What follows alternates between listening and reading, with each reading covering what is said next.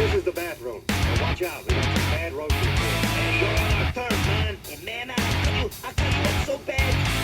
I wish I don't cut you up so bad. Those are bad roaches. I blame the smoke. Cats don't care about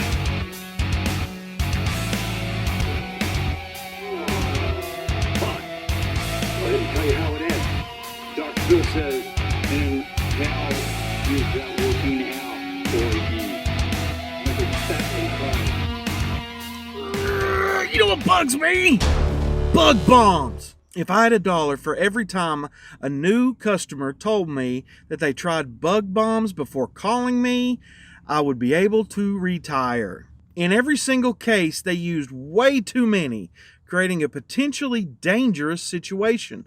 Not to mention it didn't even work. If it did, then they wouldn't have called me. I know there is at least one of you yelling at your screen saying, "You're wrong, I did it and they got rid of them." Check the link in the description. Now, if you have any questions after the rest of this video, you let me know in the comments. Like, share, and subscribe. Let's start with the AI, the active ingredients. This is the chemical in the bug bomb that actually does the killing. If you go to your local Wally World and look at the plethora of products, you'll often find a can of Raid labeled for roaches and one labeled for spiders. The AI is often exactly the same. Marketing genius. They sold you two. They want you to buy one to kill roaches, one to kill spiders, where either would do the job. At least they say it would. However, in Tennessee, the label's the law, and this means that whatever the label says you can and can't do with that product is legally binding. So, they only put the one pest on the label legally, causing you to not be able to use one for the other. But I know you will anyway. What a criminal mastermind you are.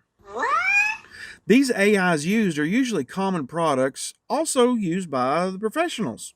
That's me. The catch is twofold. The concentrations are often weaker in consumer products because the manufacturer doesn't trust you to read the instructions. Admit it, 90% of you never read the instructions, do you? I know you. I know you don't. The manufacturer also has less liability with a weaker product when you screw it up and misapply it.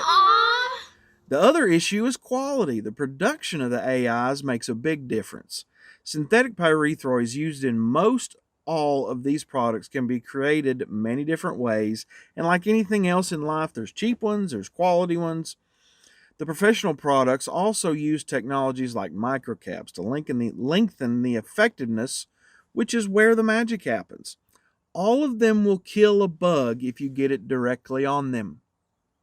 The difference is what is it going to do tomorrow, what's it going to do next week, and what is it going to be doing next month.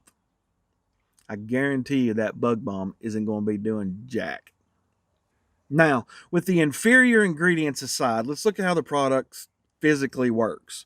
You set the bomb can on the floor and you hit the button to release the fog and run out the door like pulling the pin on a grenade with your teeth. What happens in the house while you're exiled from it? If you were to stay and watch, please don't. Do not try this at home. You would find a spout of pesticide 2 to 3 foot high. Then this fog will dissipate out around the room. The problem is that most of the product falls right back down to the ground within a couple feet of your bug bomb can, providing Mr. Newton's discovery has weight. I have no doubt that anything with 6 legs or more in that small circle will be toast. But that's not where the problem is. The directions even call for a cardboard base to put the bomb on to aid in cleanup. If you are bombing for fleas, no product gets under the furniture or between the couch cushions. If you're bombing for roaches, it doesn't get into all the little nooks and crannies that they love to hide in. To make matters worse, the pyrethroids are repellent in nature, pushing them into the cracks where they are protected. The results are abysmal. It's not about the products as much as where you put it. Bug bombs are just plain lazy. It's a reflection of our society searching for that magic pill that cures everything fast and easy. Bug bombs just don't fit this bill. Inferior products at lower concentrations that don't even get where you need them to be in order to be effective. Now, let's get into safety in case the rest of that didn't already convince you.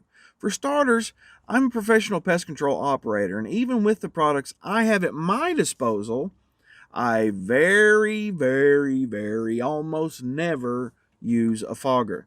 In fact, it has been so long I can't tell you the last time. Why, you ask? The results achieved are far less than the safety risks. These products often leave a greasy film all over the top of horizontal surfaces, which is not where it needs to be effective. And you will need to clean them up before you can use that surface again, like your kitchen counter where you put your sandwich. As we have already discussed, most of you didn't read the instructions, which is required by law, by the way, remember, and missed the part about turning off the pilot light. There have been several cases of people blowing up their homes, turning a bug bomb into a real bomb when the pesticide is ignited by the pilot light. Mythbusters even did this test, and they blew up the house. Check the link in the description to see what the Washington State Health Department has to say on the dangers of bug bombs. And if you're still not convinced, check more links in the description to see what the entomology department of the University of Kentucky has to say on the matter. So, if you have more questions, feel free to contact me at Phoenix Pest Control. You will bugs me! Bug bombs! But I love to kill those bugs. Killing you, Smalls! How's everybody doing tonight? Yes, for certain. There is no stopping them. The ants will soon be here. And I, for one, welcome all you insect overlords. I'd like to remind them that as a trusted TV personality, it can be helpful in rounding up others to toil in their underground sugar cave.